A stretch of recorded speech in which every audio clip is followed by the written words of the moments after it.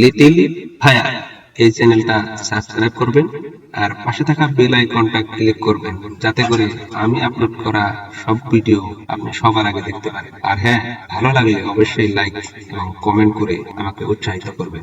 ধন্যবাদ। দুনিয়াতে কষ্ট করে খেতে হবে, হাল চাষ করা লাগবে। হাল চাষের পদ্ধতি সব শিখিয়ে দিল জিবরাইল ফেরেশতা। কথা কি শুনতেছেন? কেমনে করে হাল চাষ করা লাগবে, কেমনে করে জমির মধ্যে গম ছিটাইতে লাগবো, গমের বিছনা এনে দিল, সব পদ্ধতি শিখিয়ে দিল। জিবরাইল ফেরেশতা হলো ইঞ্জিনিয়ার, আর প্র্যাকটিক্যালে কাজ করে হলো হযরত আদম আলাইহিস সালাম। এরকম করে হাল চাষ করে গমের বীজ যখন বপন করলো, দিনের বেলায় তা আস্তে করে বড় হয়ে পেকে গেল মহান আল্লাহ পাকের হুকুমে। বিকেল বেলা তারা কোন কায়দায় এটাকে আটা তৈরি করবে, জিবরাইল ফেরেশতা সব শিখিয়ে দিল। আটা তৈরি করে বিকালের দিকে, বেলা তখন লাল হয়ে ডুবতেছিল, এই সময় রুটি হয়ে গেছে, দুজনে খেতে বসবে।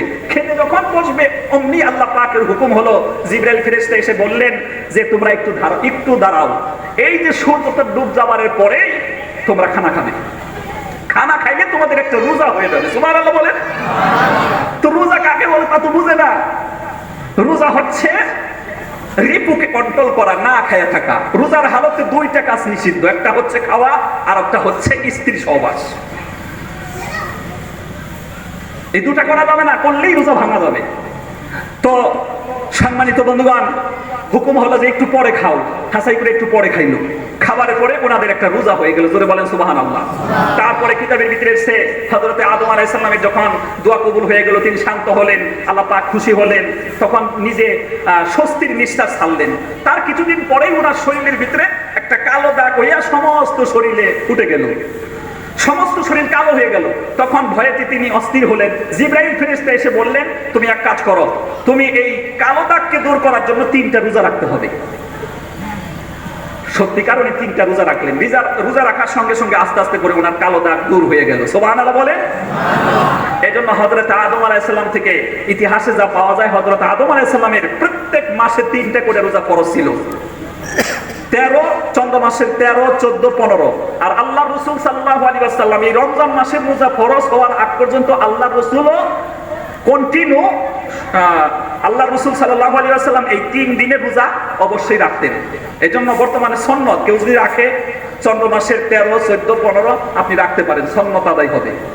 তারপরে যখন রমজান মাস আদায় হয়, রমজান মাস যখন আসলো, তখন আল্লাহ রাসূল সাল্লাল্লাহু আলাইহি ওয়াসাল্লাম এই রমজান মাসের রোজা আমাদের প্রতি ফরজ হলো। অন্যান্য বিশেষ নবীদের উপরে এবং তাদের কি বলে উম্মতদের ব্যাপারে কথা বললে বলা যায় ওই 3 দিনের রোজা ফরজ ছিল, কারো আরো বেশি ফরজ ছিল, কারো কম ছিল। কিন্তু আমাদের জন্য মহান আল্লাহ পাক মাহে রমজান দান করেছেন, 30টি রোজা আমাদের জন্য ফরজ করেছেন। সুবহানাল্লাহ বলেন। এই জন্য আমার ভাইয়েরা, এই মাহে রমজানের রোজাকে আমরা ধারণ করব। আমাদের শারীরিক ডেভেলপ আছে, আবার আধ্যাত্মিকতা আছে। দেখবেন রোজা আপনি যখন 1 থেকে 10টা রোজা ধারণ করবেন, 10 দিন পর্যন্ত আল্লাহর রহমত নাজিল হয়। এই রহমতে আপনার এমন একটা ফায়দা হবে, প্রথম 10 দিনের রোজা রাখার পরে দেখবেন আপনার মনটা বর্তমানে যে অবস্থায় আছে অন্য অবস্থা হয় না গো, নিশ্চয়ই পরিবর্তন হয়। আল্লাহর কথাই তখন মনে পড়ে, আল্লাহর কথাই বেশি বেশি বলার ইচ্ছে করে। কেউ যদি আপনার কাছে এসে কোনো কথা বলে, তখন আপনার ওই কথা শুনতে ইচ্ছে করবে না, আপনার রাগ পাবেন, আপনার ভালো লাগবে না। এই যে একটা আধ্যাত্মিকতা একটা তৈরি হয়, এই তৈরির মাধ্যমে আপনি ভালো ভালো কাজ করার জন্য সুযোগ পাবেন। সুবহানাল্লাহ বলেন। এই জন্য আমার ভাইয়ারা, মাহে রমজানের রোজা যেরকম আমার প্রতি ফরজ, আমার স্ত্রীর প্রতি ফরজ, আমার প্রতি যেরকম মাহে রমজানের রোজা ফরজ, ওরকম আমার বাচ্চার প্রতি ফরজ, যে বাচ্চা বালিগ হয়েছে ওই বাচ্চার প্রতি ফরজ। আর আমরা শিশু বাচ্চাদেরকে উৎসাহ দেব, শিশু বাচ্চা এই জন্য রোজা রাখে, এখন থেকে সে অভ্যাস যখন হয় আগামীতে রাখতে পারবে। কথা বলেন ঠিক কিনা? মানুষ কিন্তু না খায় মরে না, এটা ভুল আমাদের। মানুষ না খায় মরে না, মানুষ খাইয়া মরে। কথা কন না কেন? মানুষ না খায় মরে না, মানুষ মরে খাইয়া। কথা কয় না কেন? আপনি যত জায়গায় দেখেন মানুষ মারা গেছে কি হয়ে, যে ও হার্ট অ্যাটাক হয়েছে। হার্ট অ্যাটাক কোথার থেকে হয়? যখন চর্বি জাতীয় খাবারের বেশি খায়, তখন এই হার্টের সাথে যে কয়টা রগ থাকে, রগের মানে রগ দিয়ে এই রক্ত সঞ্চালন হয়, ওই গুলার ভিতরে যখন চর্বি জাতীয় বেশি খাবার খাইবে, ওই রগটা তখন ব্লক হয়ে যায়। ওই চর্বিটা গিয়া রগের মধ্যে মানে জাম বাঁধে, জাম বাঁধার পরে তখন মানুষ হার্ট অ্যাটাক খেয়ে মরে। আর বর্তমানে এই অবস্থায় বেশি মানুষ মরতেছে। কথা দিয়ে কিনা? আমাদের টাকা পয়সা ইনকাম ভালো, খাবারের যখন জিনিস কিনে আনবে, তেলালা মাংস, তারপরে তেলালা মাছ, এইগুলা কম খাবেন। এগুলা যত বেশি খাইবেন মরবেন তাড়াতাড়ি। এই জন্য ভাই, মানুষ না খাইয়া মরে না, মানুষ মরে খাইয়ে। একটা বিষয় লক্ষণীয়, ভালো করে শুনেন, লক্ষ্য করবেন বন্ধু। এই যে আমার শরীর, এই শরীরের ভিতরে একটা জিনিস আছে বহুত দামি, যে জিনিস থাকলে আমি বাঁচি, না থাকলে মরে যাই। কথা বলে ঠিক কিনা? ওর নাম হলো আত্মা। আমাদের ভাষায় বলি আত্মা, কোরআনের ভাষায় বলে রূহ। জোরে বলেন সুবহানাল্লাহ। ويسألونك عن الروح قل الروح من أمر ربي وما أوتيتم من العلم إلا قليلا। কোরআনে কারীমের ভিতরে বলা হয়েছে সূরা বনী ইসরাঈল 111টি আয়াতের হচ্ছে 185 নাম্বার আয়াত, 111টি আয়াতের হচ্ছে 85 নাম্বার আয়াত। আল্লাহ পাক বলেন, হে নবী, আপনাকে কি প্রশ্ন করা হয় রূহ সম্পর্কে? রূহের ব্যাপারটা আপনি তাদেরকে বুঝিয়ে দেন, হলো আল্লাহর হুকুম। আমি তাদেরকে যে জ্ঞান দিছি রূহের ডিটেইলস বোঝার জন্য তাদেরকে ক্ষমতা দেইনি। এজন্য আজকে বাস্তব দেখবেন কোন বিজ্ঞানী ডাক্তার রূহ সম্পর্কে কোনো তথ্য দিতে পারে? কথা বলেন, পারে? পারে না। আপনার ব্রেন সম্পর্কে তথ্য দিবে, হাড্ডি সম্পর্কে তথ্য দিবে, স্কিন সম্পর্কে তথ্য দিবে, লিভার ফাংশন সম্পর্কে তথ্য দিবে, বড় বড় কিতাব লিখছে। কিন্তু কোন কিতাব পাইছেন যে আত্মা সম্পর্কে কিতাব লিখছে? আত্মা 5 কেজি ওজন, 3 কেজি লম্বা, 2 কেজি এরকম কেউ লিখছে কিতাব? লিখতে পারবে না, ভবিষ্যতেও পারবে না। যদি লেখে তাহলে কোরআন মিথ্যা। জোরে বলেন নাউজুবিল্লাহ। লিখতে পারবে না, কারণ ওই ইলম, ডাক্তার হোক না কেন, বিজ্ঞান হোক না কেন, ওর ব্রেনে আল্লাহ দেয় নাই। তো ভাই, সেই রূহ থাকলে আমি বাঁচি, না থাকলে মরে যাই। এই বডিকে মহান আল্লাহ পাক সৃষ্টি করেছেন জমিন থেকে। এই জন্য এই বডিকে বাঁচাবার জন্য সকল কোয়ালিটির খাবারের যা হয় তা জমিন থেকে হয়। কথা বল ঠিক কিনা? কিন্তু আপনাকে লক্ষ্য করতে হবে, এই রূহের ভিতরে আর যে দামি জিনিস, যা থাকলে আমি বাঁচি, না থাকলে ডেড বডি হয়ে যাই, ওর নাম হলো রূহ। এই রূহকে মহান আল্লাহ পাক সৃষ্টি করেছেন কি আলমে আরওয়াহ, রূহের জগতে সৃষ্টি করে রেখে দিয়েছিলেন। আর তার পাশাপাশি রেখে দিয়েছিলেন কোরআনে কারীম। সুবহানাল্লাহ বলেন, লৌহে মাহফুজে। এই জন্য রূহের একটা খোরাক আছে, রূহের খোরাক। রূহ আমাদের মরে যাচ্ছে, এটা কিন্তু আমরা অনুধাবন করি না। রূহ যে মরে যাচ্ছে এটাকে আমরা অনুধাবন করি না। ভাই, এহসাস করতে হবে যে আমার এই রূহকেও খোরাক দিতে হবে। রূহের খোরাক হচ্ছে কোরআনে কারীম, রূহের খোরাক হচ্ছে আল্লাহর প্রতি ঈমান, রূহের খোরাক হচ্ছে নেক আমল। যত আপনি নেক আমল করবেন, যত কোরআন তিলাওয়াত করবেন, আপনার আত্মা খোরাক হবে। সুবহানাল্লাহ বলেন।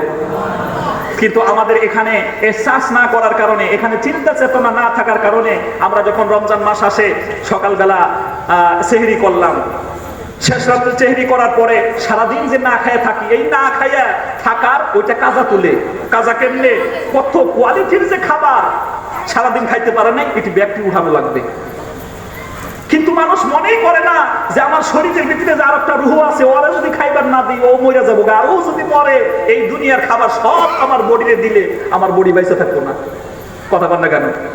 তা কিন্তু চিন্তা করে না, তা চিন্তা করে না। এই জন্য ভাই আসেন, চিন্তার বিষয়, আমরা এই রূহের খোরাক যদি আমরা দিতে চাই, আল্লাহর প্রতি ঈমান আর কোরআনে কারীম পড়া, তিলাওয়াত করা, কোরআনে কারীমের আইন ও হুকুমকে মেনে নেওয়া, আল্লাহ পাক আমাদেরকে তৌফিক দান করেন, বলেন আমিন। ভাই, এখানে আমরা যত ভাই জমায়েত হয়েছি, আমরা এখানে বেশি মানুষ কোরআন পড়তে পারি না কম মানুষে পারি? কম মানুষে। তাইলে বোঝা গেল যে আমরা কম মানুষে পারি, মানে কম মানুষেই রূহের খোরাকের চিন্তা করতেছি, বেশি মানুষের চিন্তা করতেছি না। কথা কি বুঝতেছে?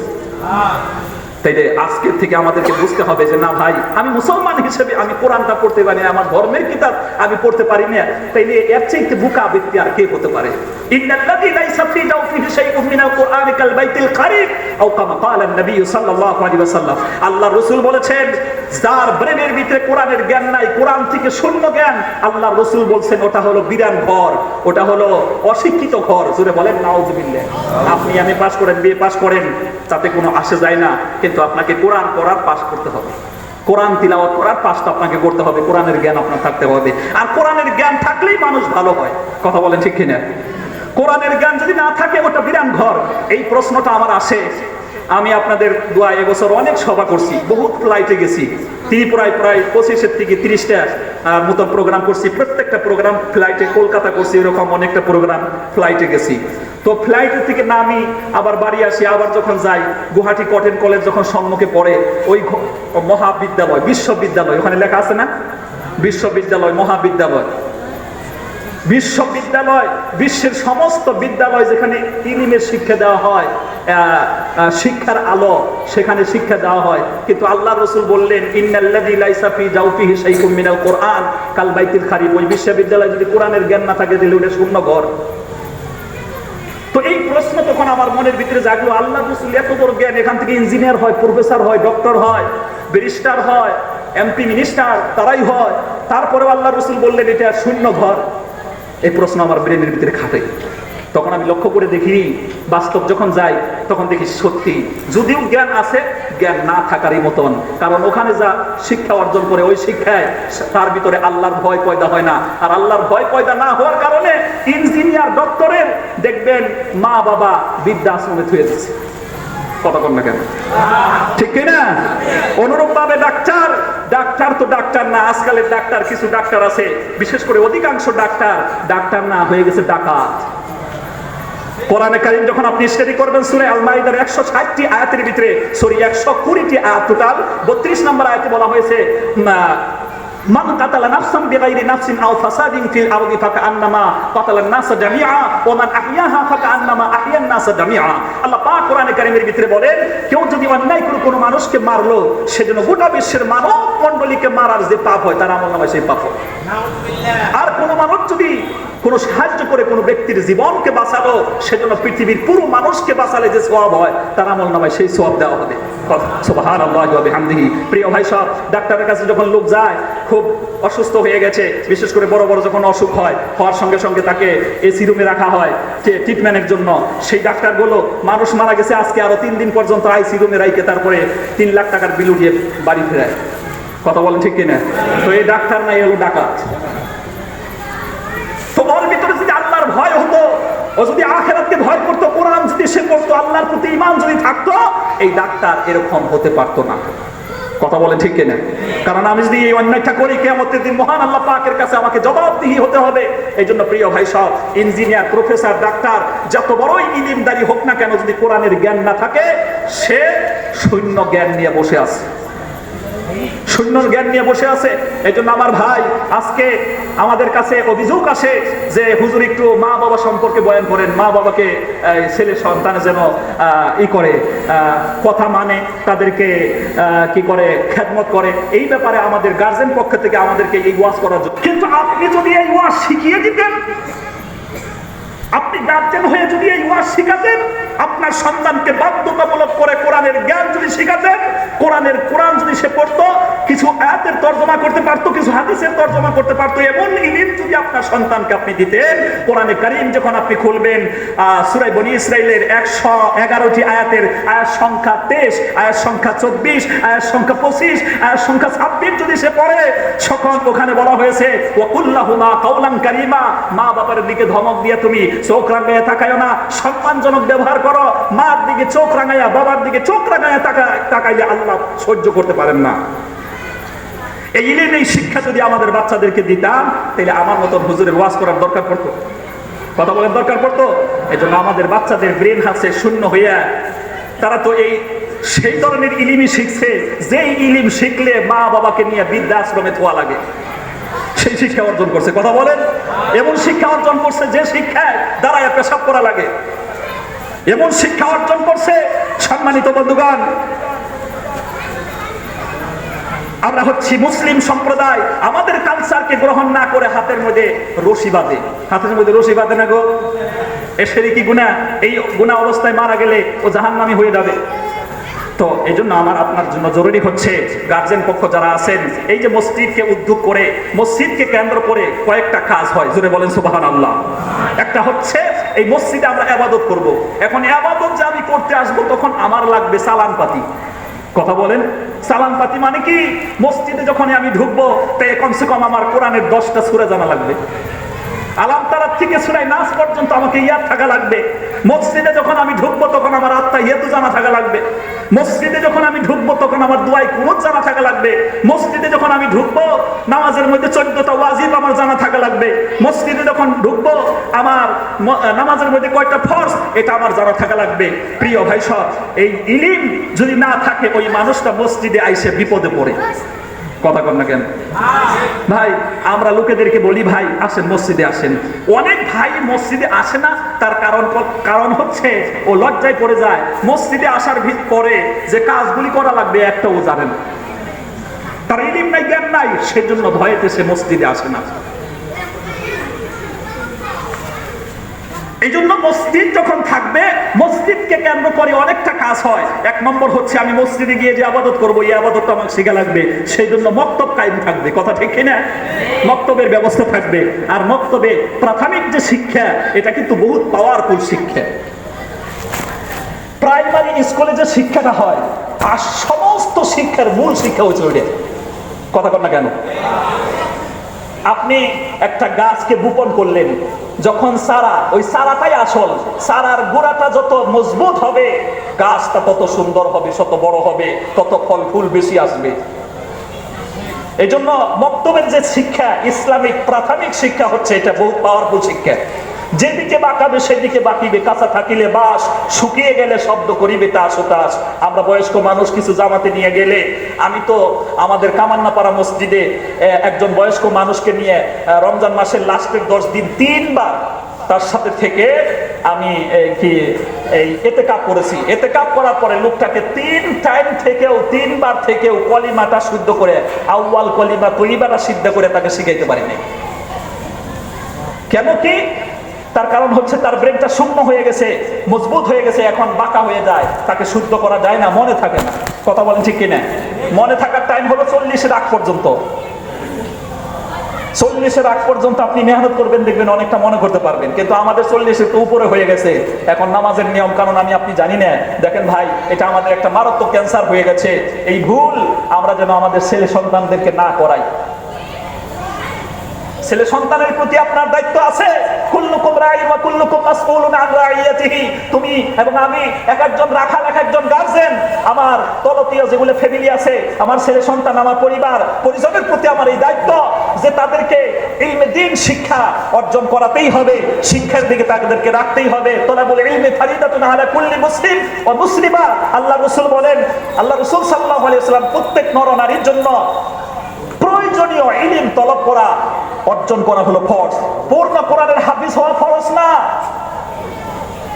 পূর্ণ একেবারে মৌলানা সাহেব, বড় মুফতি সাহেব হয়ে আসলো, এটা ফরজ না। ফরজ হচ্ছে, হ্যাঁ ওটা তো হবেই, কিন্তু প্রয়োজনীয় যেটা, এটা হলো ফরজ। সকলেরই দায়িত্ব। পৃথিবীতে যদি একজন কোরআনের হাফিজ হয়ে যায়, সব মুসলমানের দায়িত্ব আদায় থাকবে, কিন্তু একজনে না থাকলে আবার গুনাহগার। তাই জন্য আমার ভাইয়ারা, এই মসজিদকে কেন্দ্র করে তখন সেই মসজিদে আমরা ইবাদত যে করব, তার জন্য সেই ইবাদত শিখার জন্য মক্তব চালু থাকে। থাকে না? নাই? আপনাদের বাচ্চা কাচ্চা তো মক্তবে আসে নাকি? শুধু মেয়েদেরকে দেন, ছেলেদেরকে দেন না? মেয়েদেরকে দেয় কেন? যে যখন বিয়ের সময় আসবে তখন বলবে কোরআন পড়া জানে কিনা। এই প্রশ্নের জবাব দিতে গিয়ে শুধু মেয়েদেরকে দেয়, ছেলেদেরকে দিতে চায় না। আর মেয়ের থেকে ছেলেকে বেশি আদর করে। এটা হচ্ছে আমাদের একটা দুশ্চরিত্র।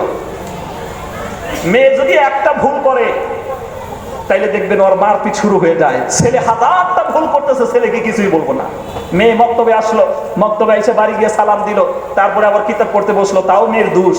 আর ছেলে সারাদিন বাজার দিয়ে ঘুরলো, দিনে প্রায় 150 টাকার মতন খানা খাইয়ে ফেলাইলো, তাও ছেলের দোষ নাই, ছেলেকে কিছু বলে না, শুধু খালি মেয়ের দোষ। আর দেখবেন ছেলের চাইতে মেয়েরা নিজের মা বাবাকে বেশি ভালোবাসে, মহব্বত করে। কথা বলেন ঠিক কিনা? ছেলেকে যদি আপনি 50 টাকার মিঠাই আইনে দিলেন, ও 50 টাকার মিঠাই সবটা খাইবো, খুঁতিও খাইবো, কাগজও খাইবো। আর মেয়ের জন্য যদি আপনি 10 টাকা দেন, এখান থেকে যদি কিছু নিয়ে যায়, দেখবেন মা বাবার জন্য আলাদা করে কিছু খুঁয়ে দেয়। কথা বলেন ঠিক কিনা? কথা বলেন ঠিক কিনা? প্রিয় ভাই, সব ছেলেও আপনার, মেয়েও আপনার, সকলকে সমান আদর করবেন। আর তারা ইলমে দ্বীন শিখলো কিনা, এ ব্যাপারে আমার আপনার যত্নবান দিতে হবে, তাদেরকে পাঠাতে হবে। এই সময় যদি আমরা না পাঠাই, তাইলে আদর যে করতেছেন, মক্তবে পাঠালেন না, আদর যে করতেছেন, এটা আদর না। তার ইন ফিউচারে তার জন্য আপনি পায়ের মধ্যে কুড়াল মারতেছেন। আমার আপনার মতন যখন বয়স হয়ে যাবে, তখন সে শিখতে পারবে না। এই জন্য আমার ভাইয়েরা, এই মসজিদকে কেন্দ্র করে অনেকটা আমল হয়, তার ভিতরে একটা হচ্ছে মক্তব, ইসলামের প্রাথমিক শিক্ষা। আর এই শিক্ষার মধ্যে আমরা গুরুত্ব দিব।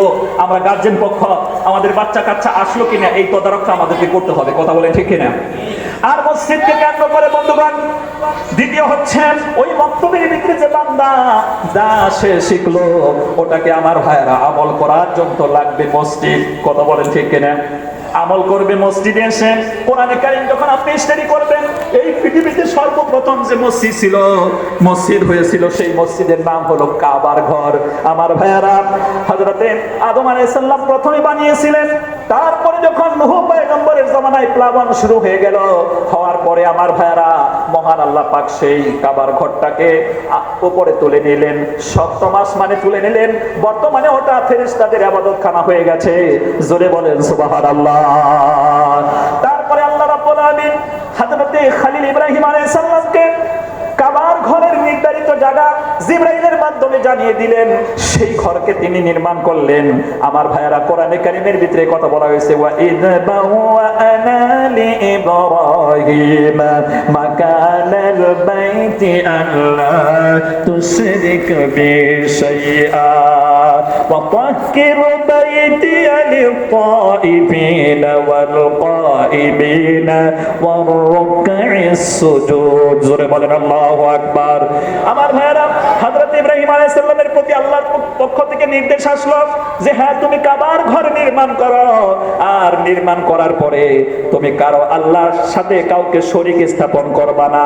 এই ঘরটাকে পবিত্র করো, এই ঘরটাকে সুন্দর করো, এই ঘরটাকে পবিত্র করে রাখো। কাদের জন্য? যারা এখানে তাওয়াফ করতে আসবে, যারা এখানে দাঁড়ায় নামাজ পড়বে তাদের জন্য, যারা এখানে কিয়াম করবে তাদের জন্য, যারা এখানে রুকু করবে তাদের জন্য। জোরে বলেন সুবহানাল্লাহ। আমার ভাইয়ারা, এই দুনিয়াতে আল্লাহর ঘর মসজিদ নির্মাণ করা, এটা বিরাট বড় একটা সম্মানী কাজ, আল্লাহকে রাজি এবং খুশি করার সুন্দর কাজ। আমার ভাইয়ারা, যখন হযরত ইব্রাহিম আলাইহিস সালাম সেই ঘর তৈরি করলেন, হযরত ইব্রাহিম আলাইহিস সালাম স্বয়ং ছিলেন রাজমিস্ত্রি, হেড মিস্ত্রি, আর ওনার সন্তান হযরত ইসমাঈল আলাইহিস সালাম ছিলেন কর্মচারী। জোরে বলেন সুবহানাল্লাহ। লিল্লাহি তাকবীর। ঘর তৈরি হয়ে গেল। তারপরে ঘোষণা হলো, আমার ভাইয়ারা, এখানে আসার জন্য হাজীদেরকে হজ করার জন্য ঘোষণা দেওয়ার কথা বলা হলো। আমার ভাইয়ারা, ওই হিসেবে কাবার ঘর নির্মাণ হয়ে গেল। আল্লাহ রাসূল সাল্লাল্লাহু আলাইহি ওয়াসাল্লাম পরবর্তী সময়ে ওই জায়গার ভিতরে আল্লাহ পাক ওনাকে জন্ম দিয়ে দিলেন। জন্ম দেওয়ার পরে সেই জায়গায় ভিত্তি করে আল্লাহ রাসূল সাল্লাল্লাহু আলাইহি ওয়াসাল্লামের প্রতি ওয়াদার হলো, মহান আল্লাহ পাক বললেন, ওয়া আউযির আশীরাতাকাল আকরাবিন। 214 নম্বর আয়াত, 19 নম্বর পারা সূরাতুশ শুআরা। আল্লাহ পাক বললেন, হে নবী, আপনার নিকট আত্মীয়দের অন্তঃকরণে আল্লাহর ভয় সৃষ্টি করুন। আমার ভাইরা, আল্লাহর দ্বীনের দাওয়াত দেওয়া শুরু করলেন। জোরে বলেন সুবহানাল্লাহ। ভাই, এই তো দ্বীনের কথা আমরা আলোচনা করতেছি। দ্বীনের কথা সর্বদাই আলোচনা করা জরুরি, মাঝে মাঝে আলোচনা করা জরুরি। পারলে প্রত্যেক মাসেই একটা করে প্রোগ্রাম দেওয়া জরুরি, কারণ এই প্রোগ্রাম না দিলে আমাদের ভিতরে দ্বীনের যেটা এনার্জি ওইটা থাকে না। কথা কন না কেন? দুনিয়াবি কাজে ঢোকার পরে আখিরাতের কথা, আল্লাহর কথা, মসজিদ, মাদ্রাসা, তারপরে আমি যে ঈমান তৈরি করব, আমলে সলে অর্জন করব, এই কথাগুলো আমাদের অন্তরে থাকে না। তার বাস্তব হচ্ছে, হযরত ইব্রাহিম আলাইহিস সালাম এত কষ্ট করে ওই ঘর বানিয়ে গেল, মাঝখানে একটা সময়, গ্যাপ সময় যখন আসলো, গ্যাপ সময়ের ভিতরে মানুষ আবার বেঈমান হয়ে গেল। ওই কাবার ঘরের ভিতরে মূর্তি নিয়ে, মূর্তি ঢুকাইয়া মানুষ পূজা শুরু করলো। জোরে বলেন নাউজুবিল্লাহ। আর আল্লাহ রাসূল সাল্লাল্লাহু আলাইহি ওয়াসাল্লামকে সেই সময় দিলেন যখন নাকি 360টার মতন মূর্তি ওই কাবা ঘরের ভিতরে রাখা হয়েছিল। কিন্তু আল্লাহ রাসূল তখন ঘোষণা দিলেন, না, তোমরা ভুল করছো, মূর্তির ভিতরে কোনো ক্ষমতা নাই, ওকে তো তুমি হাত পা দিয়ে তুমি নিজে বানাও। ও 10টা হাত দিয়ে একটা হাতের দিয়াও সে কি বলে, তার কাছে কোনো যদি কি বলে কোনো দুশমন আসে তাকে তাড়াইতে পারে না। কথা বলেন ঠিক কিনা? কোরআনে কারীম যখন আপনি স্টাডি করবেন, সূরা আল-আম্বিয়া, সূরা আল-আম্বিয়ার 78টি আয়াতের, সূরা আল হাজর 78টি আয়াতের 73 নম্বর আয়াতে একটা এক্সাম্পল আছে।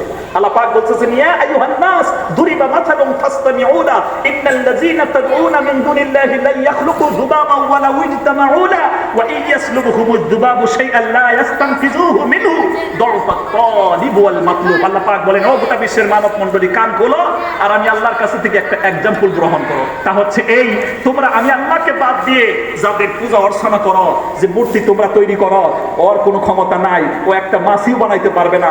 এমনকি তার 8টা 10টা 15টা, কতদিন আগে শুনছিলাম দুর্গা পূজার আগে আগে ঘোষণা দিল এবছর দুর্গা মা বলে 100 হাত নিয়ে আইছে, 100টা হাত বানাইছে। সাংবাদিক প্রশ্ন করছে দুর্গা মার এবছর 100 হাত কেন? তখন জবাব দিচ্ছে এই দেশের মধ্যে পৃথিবীতে অপরাধ বাড়তেছে, এই জন্য দুর্গা মা হাত বেশি দিয়ে আইতেছে, বেশি হাত দিয়ে বেশি অপরাধ নির্মূল করব। কথা কি শুনতেছেন? এই নিউজের মধ্যে এটা কইছিল, তা কি হয়েছে? কথা বলেন, অপরাধ কমছে না বাড়ছে? কথা কন না কেন? অপরাধ বাড়ছে, কারণ ওর ক্ষমতা নাই, ও অপরাধ থামাইতে পারে। একটা মাছি যদি তার নাকের ডগায় পেশাব করে যায়, সেটাকেও সে তাড়াতে পারবে না। কথা বলেন ঠিক কিনা? এই জন্য আল্লাহ পাক বলছেন, তোমরা ওদেরকে যে বানাইছো, ওদেরকে যে ডাকো, ওরাও দুর্বল, তুমিও দুর্বল, সুতরাং দুর্বল হইয়া দুর্বলের কাছে গিয়ে কিচ্ছু পাওয়া যাবে না। ভিক্ষুকের কাছে গেলে ভিক্ষা পায় না। কথা বলেন না কেন? এই জন্য ভিক্ষুককে যেতে হবে মালিকের কাছে। কথা বলেন না কেন? মালিকের কাছে যেতে হবে। প্রিয় ভাই সাহেব, হযরতে নবী করিম সাল্লাল্লাহু আলাইহি ওয়াসাল্লাম যখন এই দাওয়াত তাদের সম্মুখে দিলেন, ওরা আশ্চর্য হয়ে গেল। হায় হায়, কয় কি? আজআলাল আলিহাতা ইলাহা ওয়াহিদা। সূরা সাদের 5 নম্বর আয়াতে বলা হয়েছে যে আমরা অসংখ্য খোদার ইবাদত করি, এই লোকটা আজকে এক হয়েছে সব খোদা মিথ্যা, এক খোদার ইবাদত করা লাগবে, ও কয় কি? তাদের কাছে এই কথাটা খুব মানে উহুদ পাহাড়ের মতন মানে ধাক্কা লাগলো। এই জন্য তারা নবীজির বিরোধ করা শুরু করলো। আর কিছু যারা সত্য, আল্লাহ পাক যাদেরকে সত্য দান করে, সত্য বোঝার তৌফিক দান করে, তারাই এই পৃথিবীতে হেদায়েত পায়। কথা বলে ঠিক কিনা? মাইয়াহদিল্লাহু ফাহুয়াল মুহতাদি ওয়া মান ইউদ্লিল ফাউলাইকা হুমুল খাসিরুন। কোরআনে কারীমে আল্লাহ পাক বলে দিয়েছেন, আমি যাকে চাই তাকে হেদায়েত দেই, আর যাকে চাই তাকে গোমরাহ করে দেই। আল্লাহ পাক যাকে চান তাকে সত্য পথের পথিক বানায়া দেয়। জোরে বলেন সুবহানাল্লাহ। এই জন্য ভাই, যখন আল্লাহ রাসূল সাল্লাল্লাহু আলাইহি ওয়াসাল্লাম এই মেহনতটা করলেন, মেহনত করার সঙ্গে সঙ্গে কিছু মানুষকে আল্লাহ পাক যাদেরকে পছন্দ করেছিলেন, ভাই ঈমানের হালতে, ঈমান নিয়ে এই পৃথিবীতে বেঁচে থাকা আল্লাহর একটা করুণা। জোরে বলেন সুবহানাল্লাহ। আল্লাহ যাকে চায় না সে এটা পায় না, আর আল্লাহ যাকে চায় তাকে সে এটা পায়। তাই আমার ভাইরা, কিছু অংশ লোক নবীজির পিছু নিলেন, নবীজির হাত ধরে মুসলমান হয়ে ইসলামের মেহনত শুরু করে দিলেন। জোরে বলেন সুবহানাল্লাহ। আর অনেক মানুষ বিরোধ করা শুরু করলো, কারণ পৃথিবীতে আমরা দেখতে পাই ভালো কাজের দিকে মানুষ সংখ্যায় কম চলে। কথা ঠিক কিনা? খারাপের দিকেই মানুষ চলে বেশি। এই জন্য আল্লাহ রসুলকে মানলেন, আল্লাহকে মানলেন, এরকম লোকের সংখ্যা কম থাকলো, খারাপের সংখ্যা বেশি। আর খারাপিরা সব সময় নেককার ব্যক্তিদের উপরে জুলুম চাপায়া দেয়। কলা বলেন ঠিক কিনা? আমার ভাইরা, আল্লাহ রাসূল সাল্লাল্লাহু আলাইহি ওয়াসাল্লামের প্রতি এতই জুলুম অত্যাচার বেড়ে দিল, এতই নির্যাতন শুরু করলো, আল্লাহ রাসূল সাল্লাল্লাহু আলাইহি ওয়াসাল্লাম লাস্ট অবধি মক্কার মধ্যে আর টিকতে পারলেন না। আল্লাহ রাসূল সিদ্ধান্ত নিলেন, আরে ভাই, এই মক্কা নগরী আমাকে ছাড়তে হবে, জন্মভূমি। আমার ভাইরা, জন্মভূমির একটা মায়া মহব্বত মানুষের অর্থ করে আসে না নাই? আমার ভাইরা, আল্লাহ রাসূল সাল্লাল্লাহু আলাইহি ওয়াসাল্লাম তারপরেও নিজেকে টিকতে পারলেন না। তখন সিদ্ধান্ত নিলেন তিনি মক্কা থেকে মদিনায় হিজরত করবেন। আমার বন্ধুগণ, আল্লাহ রাসূল সাল্লাল্লাহু আলাইহি ওয়াসাল্লাম নবীদের প্রতি একটা নির্দেশ ছিল। সেটা কি? নবীদেরকে যেই এলাকায় আল্লাহ পাক দাওয়াতের কাজ করার জন্য আদার করেছেন, আল্লাহর পক্ষ থেকে আবার যদি হুকুম না আসে, সেই জায়গা তিনি স্থানান্তর করতে পারবেন না, হিজরত করতে পারবেন না, অন্য জায়গায় যেতে পারবেন না। যেরকম কোরআনে কারীমের ভিতরে সূরা ইউনূস আলাইহিস সালামের প্রতি যে এলাকায় হুকুম ছিল যে এখানে দাওয়াতের কাজ করুন, দ্বীনের কাজ করুন, তিনি আল্লাহর হুকুম না হওয়ার আগে ওই জায়গা থেকে যখন চলে গেলেন, আল্লাহ পাক তিনাকে পাকড়াও করেছিলেন। জোরে বলেন সুবহানাল্লাহ। আমার ভাইরা, আল্লাহ রাসূল ভয়েতে অপেক্ষায় থাকলেন। একদিন ঘোষণা হয়ে গেল, রাতে রাদারে ঘোষণা হয়ে গেল যে হ্যাঁ, অবশ্যই আপনাকে হিজরত করার অনুমতি দেওয়া হয়েছে। জোরে বলেন সুবহানাল্লাহ। জিবরাইল ফেরেশতা যখন এসে ঘোষণা দিল, আল্লাহ রাসূল সাল্লাল্লাহু আলাইহি ওয়াসাল্লাম গভীর রাতে দরজার সম্মুখে হাজার হাজার কাফির। আমার ভাইরা, আল্লাহ রাসূল সাল্লাল্লাহু আলাইহি ওয়াসাল্লাম দরজা খুলে দেখলেন সমস্ত কাফিরগুলো তরবারি নিয়ে দাঁড়ায় আছে। আল্লাহ রাসূল সাল্লাল্লাহু আলাইহি ওয়াসাল্লামের প্রতি জিবরাইলের পক্ষ থেকে নির্দেশ এসলো, আপনার হাতের মধ্যে এক মুঠো বালু দিয়ে এই কাফেরদের প্রতি নিক্ষেপ করে দেন। আমার ভাইরা, আল্লাহ রাসূল সাল্লাল্লাহু আলাইহি ওয়াসাল্লাম হাতের মধ্যে বালু নিয়ে সূরা ইয়াসিন থেকে কয়েকটা আয়াত তিলাওয়াত করে সেটাকে নিক্ষেপ করে দিলেন। সমস্ত কাফিরের চোখের মধ্যে আল্লাহ পাক পৌঁছে দিয়ে তারা যেন অন্ধ হয়ে গেল, এরকম হয়ে গেল। জোরে বলেন সুবহানাল্লাহ। আল্লাহ রাসূল সাল্লাল্লাহু সাল্লাল্লাহু আলাইহি ওয়াসাল্লাম ওখান থেকে বের হয়ে ওমর হযরতে আবু বকর সিদ্দিক রাদিয়াল্লাহু আনহুকে বলেছিলেন 6 মাস আগে যে আমি হিজরত করব আর সেই হিজরতের সাথী হবা তুমি। হযরতে আমার বন্ধুগণ হযরতে আবু বকর সিদ্দিক রাদিয়াল্লাহু আনহু দুটো উট রেখে দিয়েছিলেন মক্কা থেকে মদিনায় যাবেন বলে, আগের থেকে ক্রয় করে রেখে দিয়েছিলেন। গভীর রাত্রে যখন দরজার মধ্যে নক করলেন, নক করার সঙ্গে সঙ্গে এক নকেই তিনি ডাক দিয়ে দিয়েছেন। হযরতে আবু বকর রাদিয়াল্লাহু আনহু সাড়া দিয়েছেন। জোরে বলেন সুবহানাল্লাহ। আমার ভাইরা জিজ্ঞাসা করা হলো হে আবু বকর, তুমি কি রাতে ঘুমাও না? গভীর রাত্রে এসে আমি একবার নক করেছি, তুমি জবাব দিলে। হযরত আবু বকর সিদ্দিক রাদিয়াল্লাহু আনহু মানুষের অনুসারী কেমনে হয়, মানুষের অনুকরণ কেমনে করে, আমার ভাইরা এখান থেকে আমাদেরকে শিক্ষা নিতে হবে। কোরআনে কারীম যখন আপনি স্টাডি করবেন, আমার ভাইরা ভালো করে লক্ষ্য করুন, কোরআনে কারীমের ভিতরে মহান আল্লাহ পাক বলে দিয়েছেন সূরা আলে ইমরান 3 নাম্বার সূরা 3 নাম্বার পারার ভিতরে টোটাল আয়াত আছে 200, এটা হলো 31 নাম্বার আয়াত। কুল ইন কুনতুম তুহিব্বুনাল্লাহ ফাত্তাবিউনি ইউহিব্বুকুমুল্লাহ ওয়া ইয়াগফির লাকুম যুনুবাকুম ওয়াল্লাহু গফুরুর রহিম। আল্লাহ পাক বলেন, হে নবী আপনি ঘোষণা করুন, এই পৃথিবীর লোকজনের কোন ব্যক্তি যদি আমি আল্লাহর সাথে ভালোবাসা তৈরি করতে চায়, প্রেম মহব্বত চায়, সে যেন আপনার অনুসরণ করে, আপনার অনুকরণ করে, আপনাকে ফলো করে, আপনার সুন্নাত মোতাবেক জীবনে চলে, তাই আল্লাহ পাক ওই ব্যক্তিকে আমার বন্ধুগণ একদিকে ভালোবাসবেন আর একদিকে জীবনের গুনাহ ক্ষমা করে দিবেন। সুবহানাল্লাহ। আমার ভাইরা হযরত আবু বকর সিদ্দিক রাদিয়াল্লাহু আনহু নবীজিকে কত ফলো করেছিলেন। 6 মাস আগে বলেছিলেন যে আমি হিজরত করব, 6 মাস পর্যন্ত সারা রাত্রি ভালো করে ঘুমাই নাই। কোন সময় গভীর রাত্রে এসে আমার হাবিব আমাকে ডাক দেয় আর নবীজি কষ্ট পেয়ে যাবে। আমার ভাইরা এরকম করে আমাদেরকে নবী এবং আল্লাহ পাকের হুকুমগুলো যদি মান্য করতে পারি, ওই আল্লাহর সাথে নবীর সাথে আমাদের ভালোবাসা তৈরি হয়ে যাবে। সুবহানাল্লাহ। আমার ভাইরা সেই রাতে আল্লাহ রাসূল সাল্লাল্লাহু আলাইহি ওয়াসাল্লাম আবু বকরকে নিয়ে মদিনার প্রান্তরে যাবেন, রওনা দিলেন, কিন্তু রওনা দিতে গিয়ে দেরি হয়ে গেল, সকাল হয়ে গেল। আল্লাহ রাসূল সাল্লাল্লাহু আলাইহি ওয়াসাল্লাম এবং দুজনেতে মিলে গারে সুরের মধ্যে আমার বন্ধুগণ আত্মগোপন করলেন। সুবহানাল্লাহ। গারে সুরের ভিতরে যখন আত্মগোপন করলেন, পরবর্তী সময়ে প্রায় 3-4 দিন পর্যন্ত ওখানে অবস্থান করার পর উটের মধ্যে ভিত্তি করে আল্লাহ রাসূল সাল্লাল্লাহু আলাইহি ওয়াসাল্লাম উটের মধ্যে চড়ে মক্কা থেকে মদিনায় হিজরত করলেন। সুবহানাল্লাহ বলেন। আর এই সময় আল্লাহ রাসূল যখন মক্কার ঘর কাবার ঘরের দিকে যাবারের সময় যখন ঘুরে ঘুরে তাকালেন, তাকানোর পরে চোখ দিয়ে ঝরঝর করে পানি পড়লো, আর তিনি বলতে থাকলেন, আরে হে কাবার ঘর, আমি চেয়েছিলাম তোমার কাছেই থাকবো, তোমার খেদমত করব, কিন্তু এলাকার মানুষ আমাকে বুঝলো না, তোমার কাছে থাকতে দিল না। আমার ভাইয়ারা এমনি করে ইসলাম এসেছে। আল্লাহ রাসূল সাল্লাল্লাহু আলাইহি ওয়াসাল্লাম সেখান থেকে এগিয়ে রওনা দিলেন। রওনা দেওয়ার সঙ্গে সঙ্গে মদিনার মানুষগুলো বড় ভালো ছিল। জোরে বলেন সুবহানাল্লাহ। মদিনার প্রান্তরে যখন ঢুকলেন, ঢোকার সঙ্গে সঙ্গে প্রথমে আল্লাহ রাসূল সাল্লাল্লাহু আলাইহি ওয়াসাল্লাম ইসলামের জাহানে যে মসজিদটা নির্মাণ করেছিলেন, সেই মসজিদের নাম হলো মসজিদে কুবা। তারপরে ওখান থেকে আবার আল্লাহ রাসূল এগিয়ে গিয়ে বর্তমানে যেটা মসজিদে নববী বলা হয়, মসজিদে নববী বানিয়েছিলেন। সুবহানাল্লাহ। লিল্লাহি তাকবীর। ভাই, বুখারী শরীফের ভিতরে একটা কিতাবুস সালার ভিতরে একটি আমলের কথা বলা হয়েছে।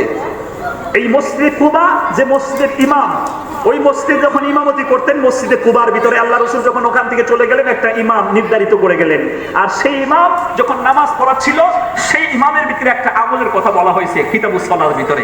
সে আমল কি? ইমাম সাহেব যখন নামাজ পড়তে যান, প্রথমে আলহামদু পড়েন, সূরা ফাতিহা কমপ্লিট করার পরে তারপরে সূরা ইখলাস পড়ে, সূরা ইখলাস পড়েন। সূরা ইখলাস শেষ হওয়ার পরে আবার একটা সূরা পড়ে, তারপরে রুকু সিজদা করে নামাজ শেষ করে। তখন এলাকার মানুষ মনে করলো, হায় রে না, মাঝখানে আবার সূরা ইখলাস পড়ে এই হুজুর, এই হুজুর আবার আরেকটা সূরা পড়ে কেন? নামাজের ভিতরে সূরা ইখলাস পড়ে আবার আরেকটা সূরা পড়ে, এই নামাজের মধ্যে যে গন্ডগোল বাজিয়ে দেয়, এটা কেন এরকম করে পড়ে? তখন সমকালীন যুগে মসজিদের ইমাম যে তৈরি করা হতো, মসজিদের ইমাম যে বানানো হতো, ইসলাম সম্পর্কে যেন ভালো জানে, ভালো পরহেজগার, ভালো দক্ষতাপূর্ণ এবং আমল আখলাক ভালো, এরকম ব্যক্তিকে ইমাম বানানো হতো। জোরে বলেন সুবহানাল্লাহ। তো ভাই, সেই ইমাম সাহেব এরকম করে যখন নামাজ পড়ায়, মুসল্লি কিছু বিরক্ত হইল যে উনি সূরা ইখলাস ভিতরে আবার পড়ে কেন। তখন আল্লাহ রাসূল সাল্লাল্লাহু আলাইহি সাল্লাম হাদিস শরীফের ভিতরে এসেছে, আল্লাহ রাসূল কিছুদিন পরে আবার ওই এলাকায় কোন একটা কাজের জন্য এসেছেন। তখন নবীজির কাছে এই আপিল করলেন মুক্তাদিরে, যে হে আল্লাহ রাসূল, আমাদেরকে যে ইমাম বানাইছেন এ তো আমাদেরকে বাড়ি বেকায়দায় ফেলাইছে। তিনি নামাজ পড়তে গিয়ে সূরা ফাতিহা পড়েন, তারপরে সূরা ইখলাস পড়েন, আবার আরেকটা সূরা পড়েন। উনি নিজেই জানে যে সূরা ইখলাস আমার যথেষ্ট হইতেছে না, যার জন্য আরেকটা সূরা পড়ে। তিনি ওই সূরা ইখলাস উনি পড়ে কেন? কথা কি শুনতেছেন? খেয়াল করতেন ভালো চাই। আল্লাহ রাসূল সাল্লাল্লাহু আলাইহি ওয়াসাল্লাম ইমাম সাহেবকে নিকটে ডেকে জিজ্ঞাসা করলেন, হে ইমাম সাহেব, তুমি নামাজ পড়তে গিয়ে নিজেই অনুমান করো যে সূরা ইখলাস তোমার জন্য যথেষ্ট হচ্ছে না, আর একটা সূরা তুমি আগে তারপরে তিলাওয়াত করো, তারপরে রুকুতে চলে যাও, কিন্তু তুমি এমনটা করো কেন? আল্লাহ রাসূল সাল্লাল্লাহু আলাইহি ওয়াসাল্লাম লোকটাকে প্রশ্ন করলো। তখন লোকটা জবাব দিল, হে আল্লাহর রাসূল, সূরা ইখলাস এমন একটা পাওয়ারফুল সূরা, যদিও জিনিসটা ছোট, কিন্তু এতে যে রবের প্রতি আমি ঈমান করেছি, যে আল্লাহ রাব্বুল আলামিনের প্রতি বিশ্বাস স্থাপন করেছি, আপনার কথা শুনে বাপ দাদার ধর্মের ভিতরে যে বিশ্বাসগুলো আমার ছিল, সেই বিশ্বাসকে আমি ত্যাগ করে যে আল্লাহর প্রতি আমি বিশ্বাস স্থাপন করেছি, সেই মহান আল্লাহ রাব্বুল আলামিনের গুণের কথা সূরা ছোট্ট হলেও এর ভিতরে বর্ণনা করা আছে। জোরে বলেন সুবহানাল্লাহ। এই জন্য আমি এই সূরাটাকে এত সুন্দর ভালোবাসি, যার জন্য মহব্বতে আমি একবার সূরা ফাতিহার পরে একবার আগে সূরা ইখলাস পড়ি, তারপরে অন্য সূরা পড়ি। তাতে কি কোনো কিছু হচ্ছে নাকি?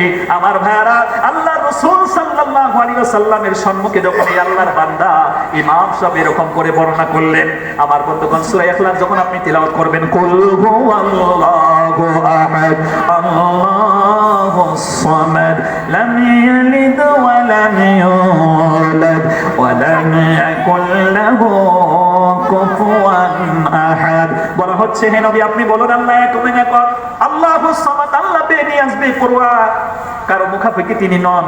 লাম ইয়ালিদ ওয়া লাম ইউলাদ, তিনার থেকে কেউ জন্ম পায় নাই এবং তিনিও কার থেকে জন্ম পান নাই। ওয়া লাম ইয়াকুল লাহু কুফুয়ান আহাদ, আকাশ এবং জমিন আল্লাহর সমকক্ষ কেউ নাই।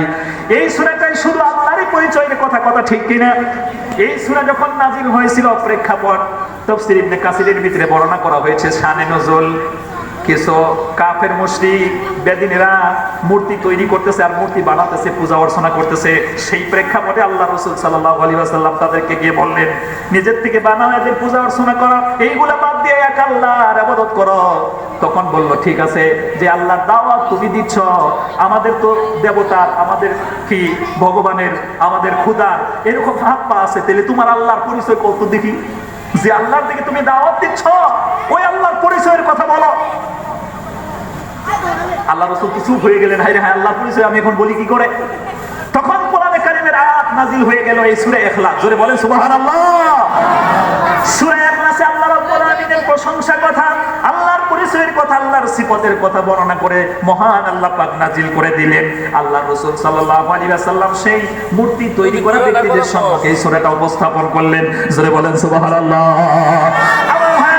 এজন্য এই সূরার ভিতরে আল্লাহর পরিচয়ের কথা দেওয়া হয়েছে, পরিচয়ের কথা বলা হয়েছে।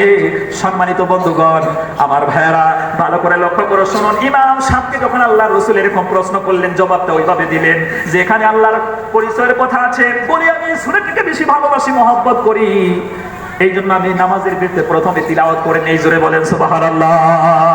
একটু পরে আল্লাহর পক্ষ থেকে জিবরাইল ফেরেশতা নাজিল হয়ে গেল।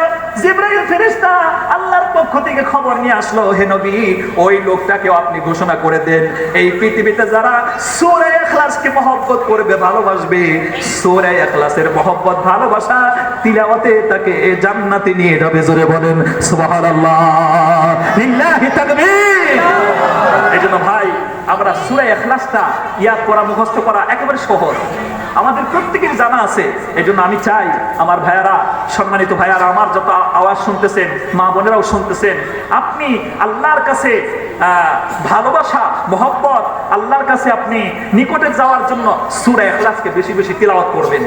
আল্লাহ রাসূল আরো বলছেন, কেউ যদি 10 বার সূরা ইখলাস পড়ে তাহলে জান্নাতের ভিতরে তার জন্য একটা বিরাট ভালাখানা বিল্ডিং তৈরি করে দেওয়া। এই জন্য ভাই আমলটা একেবারে সহজ, আমরা মাঝে মাঝে সূরা ইখলাস তিলাওয়াত করব, বলুন ইনশাআল্লাহ, জোরে বলেন ইনশাআল্লাহ। তো আমার ভাই আল্লাহ রাসূল সাল্লাল্লাহু আলাইহি ওয়াসাল্লাম ওখানে মসজিদে কুবা নির্মাণ করলেন, তারপরে চলে গেলেন মসজিদে, যেখানে বর্তমানের মসজিদে নববী। ওই মসজিদ নববী যখন নির্মাণ করবেন, ওটা 2 জন ইতিম বাচ্চার জমি ছিল। আল্লাহ রাসূল সাল্লাল্লাহু আলাইহি ওয়াসাল্লাম মসজিদ নির্মাণ করবেন, যেরকম করে আপনারা এই মসজিদটাকে ভেঙে আবার নতুন করে নির্মাণ করার চেষ্টা করছেন। আমার ভাইরা মসজিদ নির্মাণ করলে হাদিস শরীফের ভিতরে এসেছে, মান বানা লিল্লাহি মাসজিদান বানাল্লাহু লাহু বাইতান ফিল জান্নাহ। এই দুনিয়াতে যারা আল্লাহর ঘর মসজিদ নির্মাণ করবে, বিনিময়ে আল্লাহ পাক তার জন্য জান্নাতে ঘর নির্মাণ করবে। সুবহানাল্লাহ। আমাদের যাদের অর্থ আল্লাহ বেশি দিয়েছেন, আমরা বেশি টাকা দান করব। অর্থ যাদেরকে কম দিয়েছেন, তারা কম টাকা দান করব। এখানে একটা লক্ষণীয় বিষয়, দানের ব্যাপারে আল্লাহ পাক যাদেরকে সম্পদ দিয়েছেন, তারা আমরা বেশি খরচ করি। আল্লাহ পাক আমাদেরকে ধনী বানিয়েছেন, ধনী সকলে হয় না, ধনী হওয়ার সকলেই চেষ্টা করে, কথা বলেন ঠিক কিনা? আমাদের সন্তান কেউ গরিব থাকতে চায় না, সবই ধনী হইতে চায়। তবে কোরআনে কারীম যখন আপনি স্টাডি করবেন, 21 নম্বর আয়াত সূরা আল হিজরের 99 টোটাল আয়াত, সেখানে 21 নম্বর আয়াতে ওয়া ইনদানা খাযাইনুহু ওয়া মা নুনাজ্জিলুহু ইল্লা বিকাদারিন মা'লুম। ভালো করে লক্ষ্য করে শুনবেন, আল্লাহ পাক বলতেছেন সমস্ত ধনভাণ্ডারের মালিক হচ্ছে আমি আল্লাহ পাক, আর আমি বান্দার প্রতি তা নাজিল করি টেকনিকের সহিত। সকলেই মেহনত করে ধনী হওয়ার জন্য, তবে আল্লাহ পাক সকলকে ধনী বানায় দেয় না, ম্যাক্সিমাম মানুষকে ধনী বানায়। এখানে এই প্রশ্নের জবাব অন্য আয়াতে আছে যে আল্লাহ চাইলে সকলকেই ধনী বানাতে পারতেন, সকলকেই ধনী বানাতে পারতেন। যেরকম 36 নম্বর আয়াতের ভিতরে বলা হয়েছে, এটা হলো সূরা আল ফাতিরের ভিতরে টোটাল আয়াত আছে 43টি, তার 36 নম্বর আয়াতে আল্লাহ পাক বলতেছেন যে ওয়ালাউ বাসাতাল্লাহু রিজকা লিইবাদিহি লাবাগাউ ফিল আরদ ওয়ালাকিন ইউনাজ্জিলু বিকাদারিন মা ইয়াশা। আল্লাহ পাক বলেন আমি সকলকে সমহারে ধনী বানাইলে পৃথিবীতে একটা বিপর্যয় সৃষ্টি হতো। সকলকে যদি ধনী বানায়, কামলা জমলা কে দিবে? কথা বলেন, রিস্কা কে চালাবে? তারপরে এই ধরনের যেগুলা কঠিন কাজগুলো আছে, সবই যদি ধনী হয়, ও তো খালি কামলা তালাশ করবে, কামলা তালি পাবো কই? এই হিসেবে পৃথিবীতে একটা বিপর্যয় সৃষ্টি হবে। আর যাদের অর্থ বেশি, যাদের বেশি থাকে, সেই অর্থগুলো অন্যায় কাজে খরচ বেশি করে। কথা বলেন ঠিক কিনা? এই জন্য ভাই, পৃথিবীতে সকলকে যদি আল্লাহ ধনী বানাতো, পৃথিবীতে একটা বিপর্যয় সৃষ্টি হতো। আর এটাকে ভারসাম্য রক্ষা করতে গিয়ে আল্লাহ পাক কাউকে বানাইছেন ধনী, কাউকে বানাইছেন গরিব। ধনী বানিয়ে আল্লাহ ওকে ধনী দিয়ে পরীক্ষা করতেছে, কাউকে গরিব বানিয়ে গরিব হিসেবে ওকে পরীক্ষা করতেছে। কথা বলেন ঠিক কিনা?